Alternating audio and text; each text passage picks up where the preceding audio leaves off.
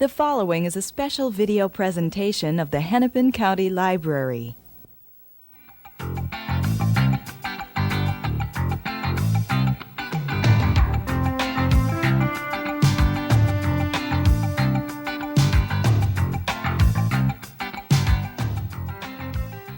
Hello and welcome to a discussion with Chef Jean-Pierre Brehier, a wonderful Frenchman from Florida who's bringing us Sunshine Cuisine. Welcome to Minnesota. Thank you. You came in the middle of winter. We're so happy to have a cheer of sunshine. I brought sunshine though. Did you see how beautiful it is today? It's wonderful. Wonderful. It's wonderful. Yeah. And I understand that today we will not only learn about a cookbook, we will learn about cooking. That's right. We're very lucky that the chef is not only a good author and has created something that's going to be fun for all of us to have in our homes, but he is now got a TV show across the country. That's right. Started in January of 1994. Same name, is it? Sunshine Cuisine, same thing, yeah. Terrific. I thought what we could do today, Chef, is perhaps before you tempt us with your cooking, is you give us a little background about the book. Okay. I understand not only are you a Frenchman who loves cooking, but you had two Italians, a grandma and a mama, who gave you a lot of background in cooking. They did. They were both Italian, and they were both. My mother is a cordon bleu chef. She's one of the first women graduated cordon bleu chef of France. What does that mean in English to us? Well, that means she's graduated from the cordon bleu school. Oh, cordon bleu. Cordon bleu school, okay. yeah. You have that wonderful accent. And thank you. So my mom would cook at home for lunch a full course, cheese soufflé, lobster thermidor, and make a cherry clafoutis for dessert like it was nothing. That was just a way of doing things. My grandmother used to raise chickens and goose and rabbits, and she had a goat to make goat cheese, and she grew cauliflowers, and she grew potatoes and 3 kinds of tomatoes. I mean, my grandmother never even understood why buying anything at the store when you couldn't raise it or grow it yourself.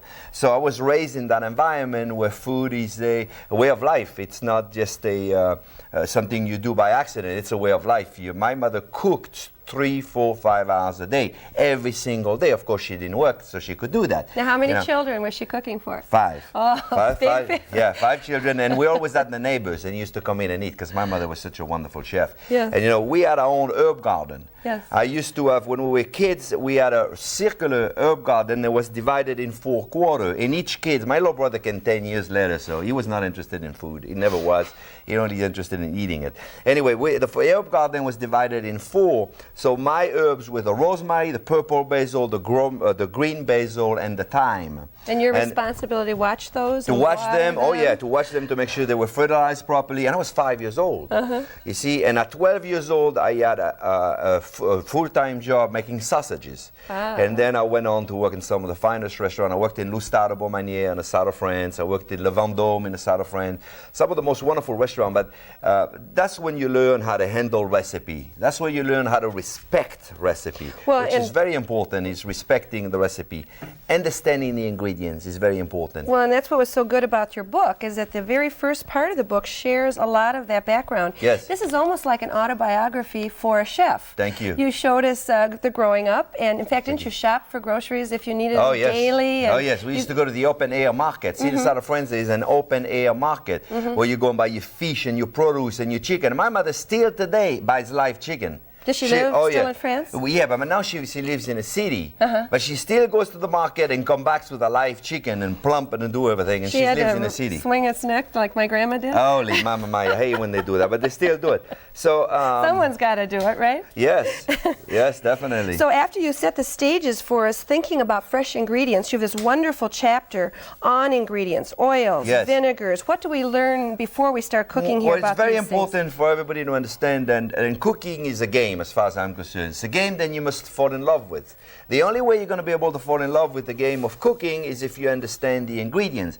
I'll compare to playing the music or playing tennis. You play tennis? Not well. You play golf? Not well. I don't play the games. I only like to cook. All right. Let's compare to the game of tennis. You must first learn to hold the racket properly. Yes. You must first learn to serve the ball. Yes. You must first learn so many tricks in returning the ball. Right. And the backhand and the forehand. And you must learn that. Then you can start falling in love with the game of tennis. Well, let's go back to cooking. How can you fall in love with the game of cooking if you don't understand the ingredient you're working with? You don't know what vinegar is. Well, that's exactly right. You must understand there's a big difference between balsamic vinegar and red wine vinegar. There's a big difference between 100% olive oil and extra virgin olive oil. There's a big difference between dry garlic and fresh garlic. All those things, you have to understand them. So, of course, I try to share 27 years of experience in a commercial kitchen in a few pages. Oh, but they and are you the did it basics. very well. It's Thank very, you. very helpful. They are the basic, they are the fundamentals. So everybody should understand that before you start to cook and before you start creating masterpiece in the kitchen, you must first learn the basic and the fundamentals, and then you can go on and prepare masterpieces. Well, then you went one step further and shared with us the cooking techniques. Now, do you Yes. refer sometimes to a coulis? We'd know what it Yes. is because we can learn. That's right. That's right. And it's simple. You know, and cooking is simple. There's nothing difficult about it. Cooking. Cooking is so simple. Everybody thinks cooking is difficult. You know, I never want to hear one more person telling me they can't cook, because everybody can cook. We were not born chefs. We were not God-gifted culinary expert. We were not. We became chefs by learning, by doing. That's how you become a chef, and Well, anybody can do and it. trial and error is okay with you, right? We could make a mistake and still keep trying, right? I mean, you probably learned at your mother's Well, elbow with a yes, few that's mistakes, exactly right. And my thinking, and that's where my show comes about, is then I actually, like, I'm going to teach you today Okay. to make a shrimp provençal. Which sounds Okay. already difficult because there's a French word in Well, it there, just right? sounds difficult, but provençal only means that it's from the south of France. Right. That's what it means. Provence. See, I'm from Provence. Provençal. Sal means that's where I come from. So, like Cincinnati chili, we know comes from Cincinnati. Well, We're not so scared of that. Here you go. Simple. You see, Cincinnati. So if we would call it, if we talk French, we would call it Cincinnati. Okay. Cincinnati. Let's make a shrimp Cincinnati. What's complicated about that? Nothing at all. All When right. you find out how easy it is to do, all of my recipe in a book are simple. Well, another thing we should point out to our viewers is that the term sunshine cooking is because you're taking that Mediterranean, Caribbean, That's right. sunshine places of the world. That's right. And you feel that those are the ingredients you pulled together for No most? question about it. You know, I don't know about your house, but in my house, the kitchen was always the warmest place in the house. It smells good, too. Yeah, and as of now, you know, it's amazing. I do a party sometime. I have 50 people in my house, and everybody's in the kitchen. We're all crammed in this little room, all crammed into the kitchen, because it's always the warmest place in the house. It is. Feels good to be in the kitchen. It is. Now, to me, my whole thought was, when we were trying to come up with the name for the television show and for the book, which is, what is really me? I mean, me is Mediterranean cooking, which is garlic, tomato, basil, which is what I'm using today the most. and you can smell it. And it is Florida, because that's where I live. Right? So how am I going to do that? I said, and another thing too, I want to be, to me, sun means happiness. It means the beach, means vacation, means being happy. Whenever there's sunshine, you're always happy. Well, you know, they tell us in Minnesota that we get depressed because of the gray days, and that sun is the lightener. So you're right on track with that. And Very important. So we decided to call Sunshine Cuisine. Okay, Sunshine Cuisine is not a cuisine for, say, like Texas cuisine or California cuisine or whatever. It is really a cuisine that means, let's bring the sun into the kitchen. Let's have some good time. Let's have some fun, like we have on vacation when we're under the sun. So, talking about fun, let's have some fun. And let me ask you one more question Yes. before we start. Since you came to America in the 70s, Yes. you then opened your own restaurant. I think the viewers would love to know Yes. the Left Bank in Florida. That's right, the in Left Fort Bank restaurant in Lauderdale. Fort Lauderdale. What do we find there? Do we find You fresh find food? No, or a you little find bit the food that I'm doing in my book. Matter of Okay. fact, every recipe in my book basically is actually prepared at the Left Bank restaurant. great. Which Okay. is wonderful. So when somebody comes in and try. asks something, and they say, "Can I have the recipe?" You sure can. You can buy Here's the the book. book. You know, so it's all Or in the maybe I book. don't want to cook. I can come and eat at your restaurant. Well, that's a right? lot easier too. That's So wonderful. what are we going to cook today? All right, I'm going to prepare today a shrimp provençal. Now, a shrimp provençal is, like I said, it's a fancy word, but it's really a classical recipe in the French cuisine. Classical.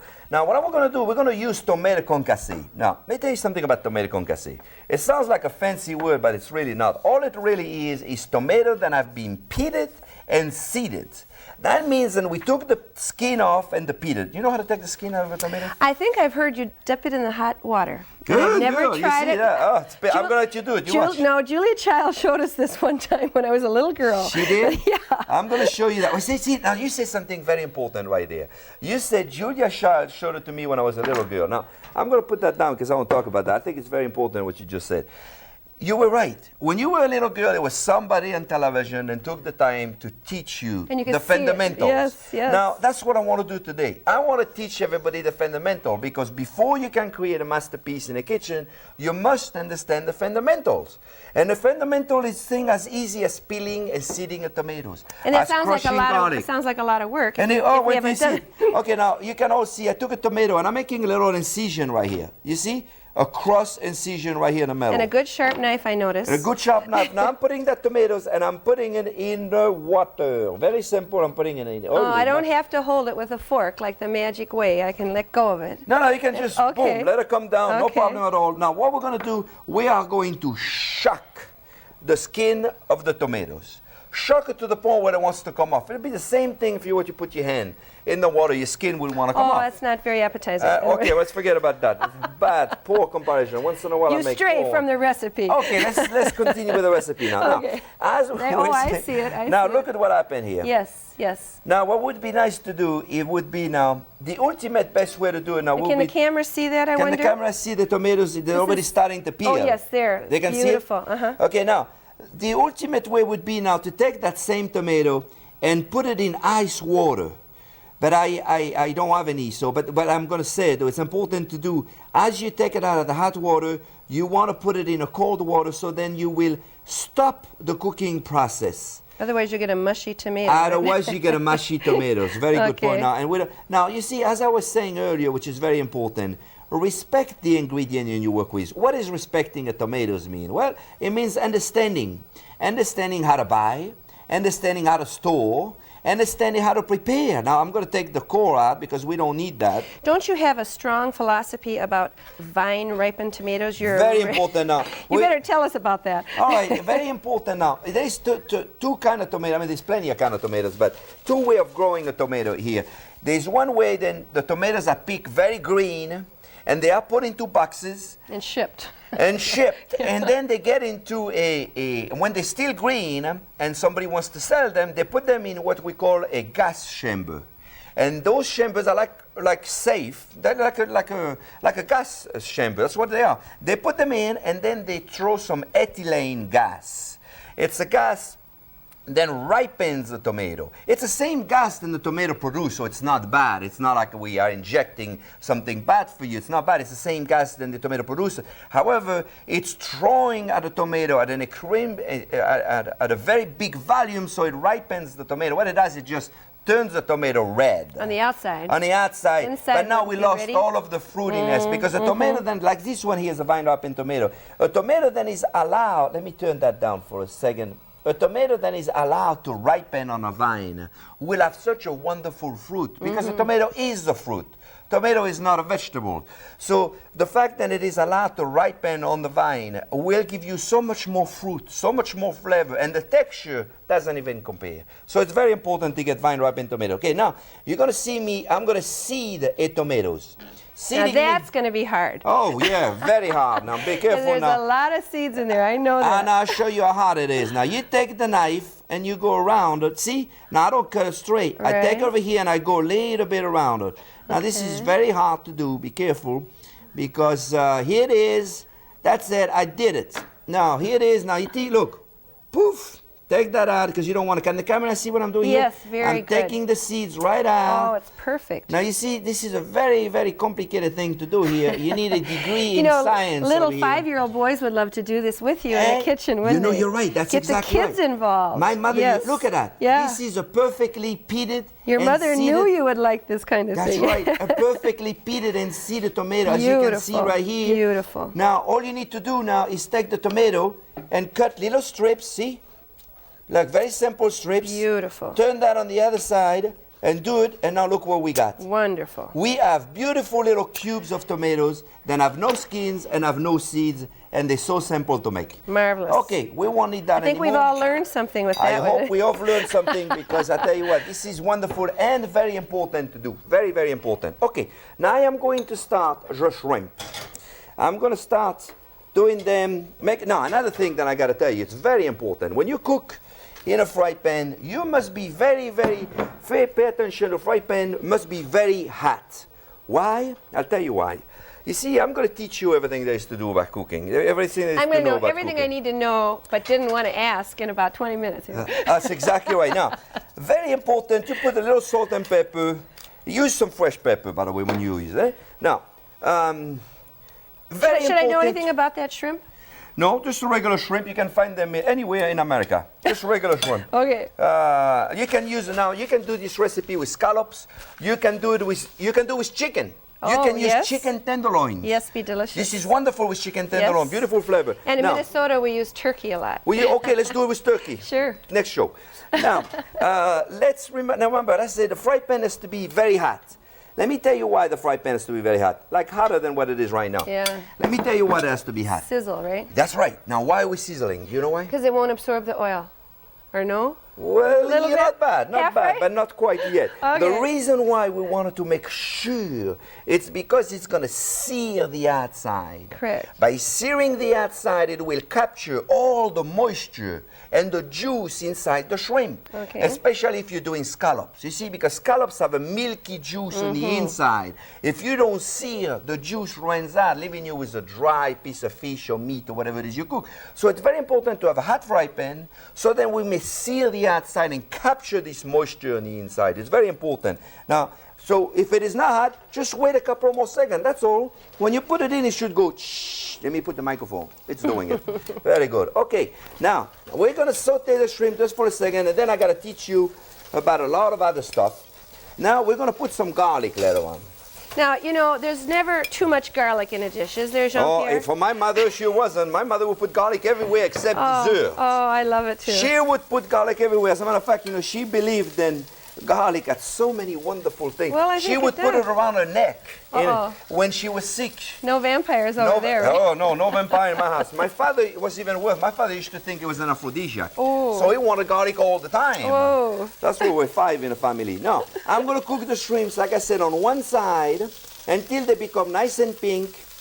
Now, I'm going to lower my flame a little bit because I don't want it to be too hot. And I'm going to tell you something very important. I'm going to put some diced garlic in there.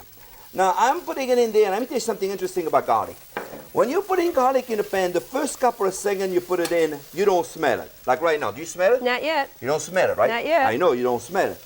Now, in the next 10 seconds, 10 seconds? yes, like right now. Right now you smell it. Now, guess what I'm doing right now? I'm going to show you. I'm going to do it first, and then I'll explain. Okay. I'm putting the tomato in there.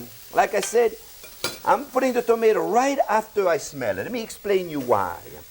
Because what happened is the essence, when you put the garlic in the fry pan, all of a sudden it opens up. The essence escapes. It goes from the fry pan into your nose, correct? Because you didn't smell it, all of a sudden you smelled it. Right. What do you think happens to it?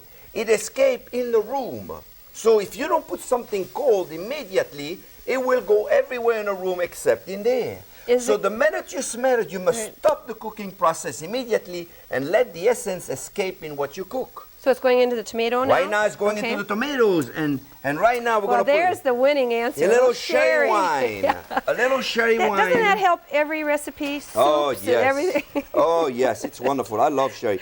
Okay, now a little sherry wine, and then we're going to put a little basil. Very, very little basil. See, it looks so pretty, too. Now, doesn't it look beautiful? Yes, it's very, very nice. If everybody could be here in the studio right now and smell it, what do you think they would like? I think they would want to eat it right now. They would want to eat it right now. Now I'm going to put a little Pernod. Pernod is a we don't licorice. use that as much. Tell us why Well, no, that helps. it's from the south of France a lot. It gives you a wonderful anisette flavor. Okay. You don't really need to have it in that recipe. If you don't have it, then don't put it in. A little more sherry wine here, because we're a big group here, and we're going to drink a lot of wine. No, a little bit more. Now, the exact recipe is in the book. I don't always measure it. Well, See, I that's noticed one it's thing. on page 82 for Yeah. people who get the book, and it looks pretty easy. You've made it look easy. I mean, You've so far I listed didn't do things. anything complicated, No, did I? you didn't. Okay, That's now true. I already pre-cooked a little bit of noodles, fresh noodles. Now do me a favor. If you're gonna buy noodles, you gotta buy fresh ones. There's always a fresh pasta maker in a corner somewhere. Or you can buy fresh fettuccine, fresh linguine. I mean, there's a couple of brands at the store that are not bad. Like, was it Contadina? Is that what it is? Yes, That's yes. not a bad brand at all. As a matter of fact, I think it is a hand-sheeted product. Sheeted. Do you know the difference between sheeted and extruded? Well, the extruder that comes through the little pressed. That's thing, right. That's what happened is that all the ingredients are put into a machine, and then the dough is extruded, which means it's pushed through different dyes, fettuccine dyes, linguine dyes, spaghetti dyes. And you don't like that. Well, let me tell you why I don't like it. Okay. I don't like it because it has no texture. All You right. see, pasta is not just flavor, it's texture. The only way you build texture is if you put the ingredients together, you work with it, and you sheet it. And then you make it in a bowl again, and you sheet it again. What happens? You build the texture. You marry the ingredients so they really stick together. They bind together into a wonderful texture. And you can use a rolling pin for that if you don't have You a use pasta. a rolling pin. Well, you gotta have a Okay. pasta. If you're gonna make your own pasta, mamma mia, you gotta have a pasta machine. Well, I've But- seen them. They're pretty expensive. Well, no. What you do is you find a pasta maker, because I guarantee you, in every city in the world, there's a pasta maker out there that make fresh pasta. Now, you don't sell those too yet, do you? No. Okay. No. I don't sell pasta. Okay, now I'm going to do something here. We have a little pasta that is hot. I want to show you a little something to do with the pasta, which is very simple. When you take it out of the water, just take it out. And then what we want to do, we want to flavor it a little bit. Now, you have two choices. Actually, you have plenty of choices, but I'm going to give you just a couple here. Let me just put the book down. You can put a little butter in there to make sure the noodles don't stick together. Or you can put a little bit of olive oil. Okay, I've Or seen you that. can do both. Just a little bit of both. Now here, I like to put a little basil in my fettuccine. Just a little bit of basil, just a couple of sprigs of basil. I have it cut it very, very thin, just to give me a nice little color. Excuse me. Okay, now a little salt and pepper also in my noodles. Very important. Now, don't be afraid to do the right thing here. And then you put that right in a plate, in the middle of the plate. Now look how simple that is to do. Beautiful. You see, a kid can do that so fast. I didn't do anything complicated, did I? No, and Huh? you What know, do you think? we forget that just that little bit of herb and pepper does so much to the Doesn't pasta, it? doesn't Oh, it? it does so much for flavor. It does so much for texture. And look at that. What we're going to do now, we're going to put the shrimp that we cooked to perfection all the way around the plate. Now, it's very important to take the time to make things look good. It's beautiful. Because if we don't take the time to make it look good, you know what? We eat with our eyes as much as we eat with our mouth. So it's very, very important to take the time to decorate the plate somewhat, then it looks good. Okay, now I got an extra shrimp, so I'm going to do it. Now I'm going to reduce that sauce. If we can bring the camera right here, I want to explain what I'm doing here. I'm going to turn that off because we don't need it. once again, we might say, oh, this is too runny. We don't That's know right. how to Good. use it, right? Very good question. We might say it's too runny, and you're right, actually. Sometimes it is too runny. Now, I do something here then nobody really has to do, but I don't watch my weight right now, and I'm doing I was fine. going to say, you look pretty I was good for a cook. I did some very good exercise this week, so Oh, now I'm okay. going to put a little butter in here. Now, don't tell anybody. Now, anybody who's watching that is on a diet, don't tell anybody I did that. Well, this is the dairy state, so we believe in butter here. You know, and I like it too. Just a little bit of butter won't hurt anybody. Just work out a little bit harder tonight and you'll be fine. Now, like I say, you really don't have to do it. But for this wonderful recipe here, we're going to put it right in there. And I want you to put everything around the plate. Isn't that pretty? Then it's very, very simple. I hope we can see the plate very good in here. Let me turn everything off because, oh, mamma mia, I can't turn it off. Here it is. Very good. Oh, quiet. Oh, I didn't realize it was so noisy, this Isn't stove. that huh? beautiful? Okay, so now all we want to do is make sure the plate is clean. Now, the reason why I'm doing that, clean up the plate like I just did, it's very important because the outside of the plate, and then you take the noodles and you take them out. You bring them up a little bit. The reason why I do that is because the outside of the plate is like the picture frame. Don't forget, we are artists. We are preparing food. We are creating an art. Like we're taking different ingredients, then we are marrying together, and we are creating a masterpiece. So let's just take a little bit of basil leaf and take a little bit of that tomatoes right here on the side, and we have a wonderful little dish then it's very simple to prepare, and anybody can do at home. And here it is. It's very simple to prepare, and I know that everybody can make it. And it smells marvelous, doesn't it? Yes, it is. It's beautiful. See, so many of us would toss it all together and lose the picture that Yeah, you've and it's created very here. important to take the time. Remember then that this is a picture frame. This is the picture that the artist just created. Now this is the picture frame around it. And look at everything you cook like that. Consider everything, food preparation, as an art, as something you've just done. But it's not complicated. It's not like you have to be talented. You really don't. Nobody needs to have a special talent to do that. A little patience, maybe, because some of us come home from work, we don't know if we want to do that. Yeah, I mean, how complicated was it? Okay, how long did it really take to do that? I mean, yeah, you don't really need to do that. As a matter of fact, you can chop the tomatoes with the seeds and the skin if you want to. But don't you think it's better? Oh, it's beautiful. It's like all of a sudden the texture of the tomato is perfect because you can really enjoy the meaty texture of a tomato. Yes, yes. You know, then you don't have to fight with the skin, you don't have to fight with the seed, because what happens is the seed become very hard. Anyway, to make a long story short, what I want to try to say and the message that I want to put across is that cooking is an art. Cooking is a game. Cooking is something you should do and look at it as something you're excited to do. Well, and bring the family into the kitchen with you. Yes, I think and your have fun. idea of having the kids have work fun. with Yes, the recipes. I think it's very important to get the kids and go to the store with them and say, hey, what are we going to fix?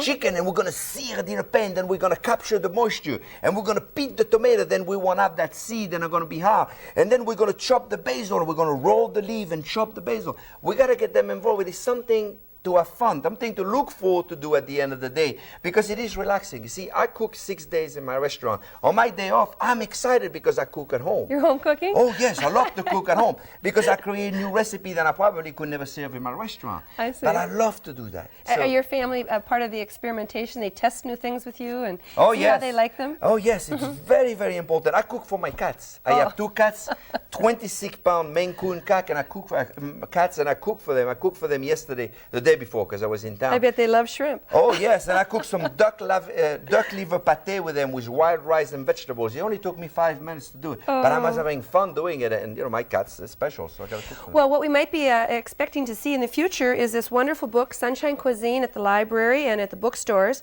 And if we check our local listings, we might be able to see you here every week in Minnesota too. With That's your right. Tips on TV show. And maybe you show us, besides the pretty dish, you give us some of those secret tips too that you showed us today. Yes, I do it every week. Every week I share something. I give you a reason why I do the thing that I do, so then I know you're going to remember them. Oh, and if we're in Florida, we should head to Fort Lauderdale. That's right. To the left bank. Yes. And there you will see some of these wonderful dishes, and obviously the cookbook is there for visitors, right? Yes, most Did you ever definitely. come out and talk to the guests, and are you back there working hard? And Oh no, I do both. I do both. Yeah, in between tables, I come out and I say hello to everybody. That's part of the fun. It The restaurant is. business is being the entertainment business. You entertain people's, not just their palate, not their taste, but everything else, and that's what I do. Well, we thank you, Jean-Pierre Thank you for having Brehier, me. a chef from Florida who brought a little sunshine to Minnesota with Sunshine Cuisine.